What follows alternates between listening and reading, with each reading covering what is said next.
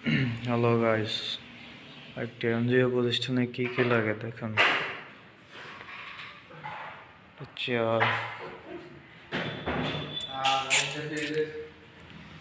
Printer, diary, keyboard, mouse, MRI সনদ, গণপ্রজাতন্ত্রী বাংলাদেশ সরকার স্বীকৃত সনদ, নিবন্ধন সনদ, micro credit regular authority certificate, একটা টার্গেট বোর্ড,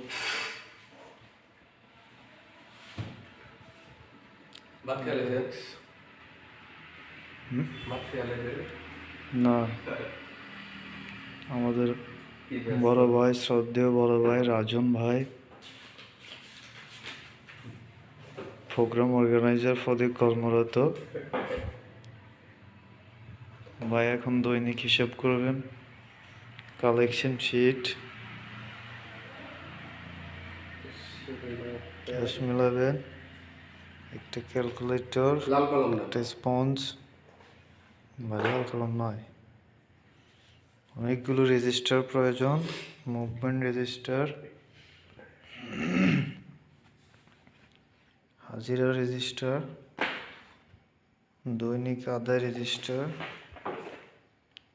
বিতরণ রেজিস্টার, সঞ্চয় ফেরত রেজিস্টার, মেয়াদি রেজিস্টার, এছাড়াও আরও কয়েকটি রেজিস্টার প্রয়োজন, যেমন সাধারণ ভর্তি রেজিস্টার,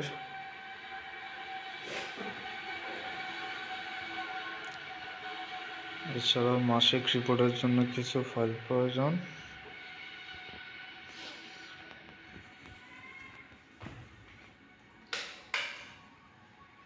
একটা সেল প্রয়োজন, এখানে থাকবে ঋণ বিতরণ ফর্ম, ভাউচার, বিভিন্ন রেজিস্টার, ভর্তি ফাইল, সাধারণ ভর্তি ফাইল, ডিপিএস ফাইল। সদস্য ভর্তি করাতে প্রয়োজন হবে সাধারণ ভর্তি ফর্ম, ডিপিএস ফর্ম, ঋণ ফর্ম। এছাড়াও নামাজ পড়ার জন্য একটা জায়গা প্রয়োজন।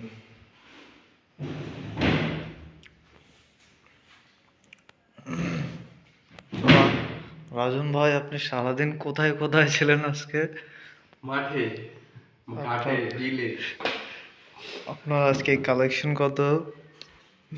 বিকালে বকেয়া হচ্ছে টোটাল 4600।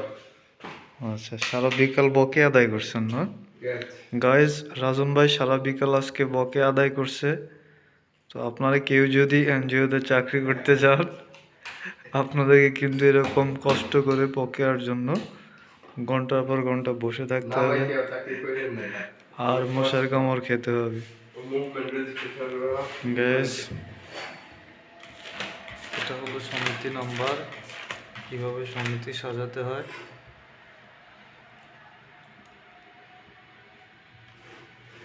এখন 12 সমিতি সাজাবেন। গাইস, আপনারা কেউ এনজিওতে কাজ করতে চাইলে, এনজিওর পূর্ণরূপ হলো নন গভর্নমেন্ট অর্গানাইজেশন, কিন্তু এটার আরেক ভাষায় বলে নাই জীবন ওদের। এনজিওতে যারা চাকরি করে তাদের জীবন নাই। গাইস, এখানে আমার ভাই বিকালে মুভমেন্ট ক্লোজ করতেছে।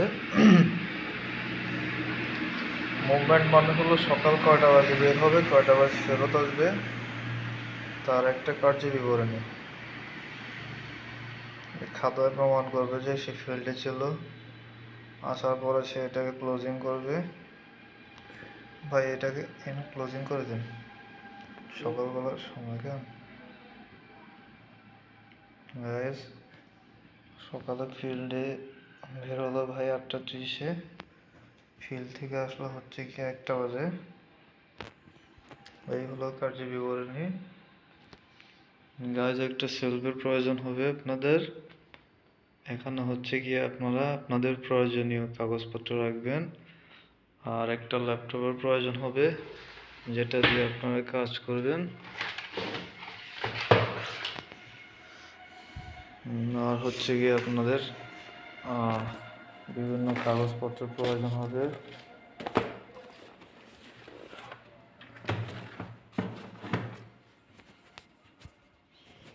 তো এই হলো অবস্থা গাইজ। সাথে আপনাদের ব্যাংক লেনদেনের জন্য একটা ব্যাংক নাম্বার প্রয়োজন হবে, যেমন এটা হচ্ছে 0200295151, এটা হচ্ছে ব্যাংক নাম্বার গাইজ। এটা হচ্ছে ক্যালেন্ডার, এটা প্রয়োজন হবে। এই পাশে আরেকটি ক্যালেন্ডার গাইজ। সর্বোপরি আপনাদের কর্মীরা থাকার জন্য একটা রুমের প্রয়োজন হবে, এটা হচ্ছে একটা কর্মীদের রুম।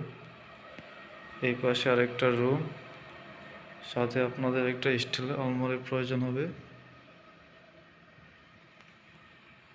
তো এই হলো অবস্থা গাইস। আপনারা একটা এনজিও প্রতিষ্ঠা করতে গেলে আপনাদের এই জিনিসগুলো প্রয়োজন হবে, আর আমার ভাইয়ের মতো সুদক্ষ কর্মীর প্রয়োজন হবে। তো আপনারা এই দিকগুলো দেখলে একটা এনজিও প্রতিষ্ঠান খুলতে পারবেন। সো আল্লাহ হাফেজ।